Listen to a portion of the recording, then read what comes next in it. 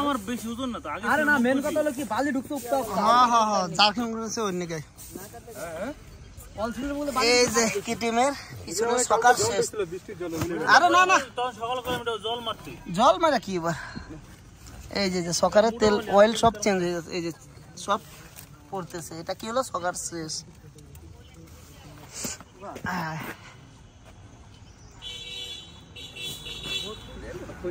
video করতেছে বানাও তো কি হলো নো প্রবলেম আর দিদি মানে ইউটিউবে বাল দেখে মানে কেটা বাল पिछुनर सकार मतलब पीछे वाला सकार ऑयल लिखी सो रहा है ये सकार क्या ऐसे चला जाएंगे हम लोग अभी घर करीब 300 किलोमीटर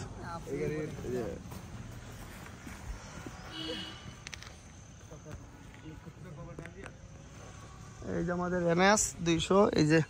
মাঙ্গানের রাস্তা এটা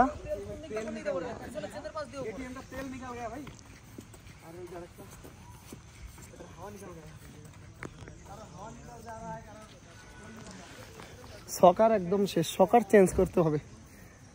কিচ্ছু করার নাই এখন আমি সিঙ্গেল যাবো কেটিএম 250 তে